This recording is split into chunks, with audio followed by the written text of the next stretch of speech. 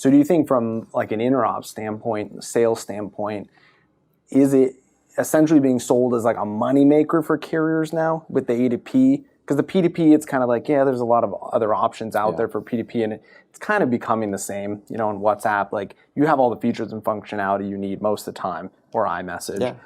Is that how you're selling it? Is like, this could be a huge, you know, revenue line for you guys, you know, because brands are going to want to pay, you know, and they're not going to do it on WhatsApp, or, you know, it's just too much distributed. Like, they're going to be on your network. Do they see it as like a revenue line item? Like, is that the North Star for them? Yes, absolutely. Okay. So there's two things. One is they need to really protect the existing revenue, because right now the only business messaging that exists, I mean, granted, WhatsApp and those guys they're stepping into it, right? And the Vibers of the world. But today, when you look at A2P business messaging, carriers own that market. You could have said this 10 years ago about P2P messaging. Yeah. Where did it go, right? Yeah. So they need to do something to protect that, because it will move to rich communications. The brands are going to want not just 160 characters with a link. They're going to want this new rich experience, and if it's not provided by the operator in RCS, then they'll move to WhatsApp, to Viber, to Apple Business Chat. They'll move to a different channel that will give them this experience, because, you know, it is a richer, more engaging conversational experience.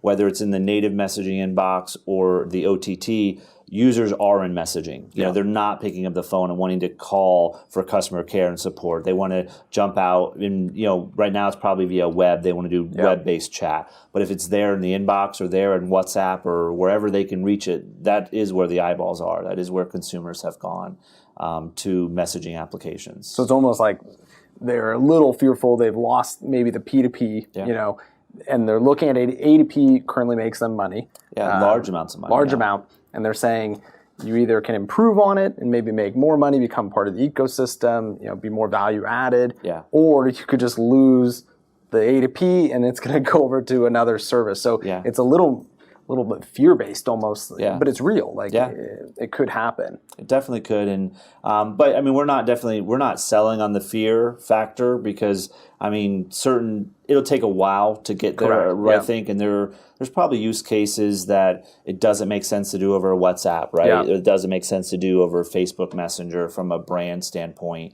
or certain, let's say 2FA.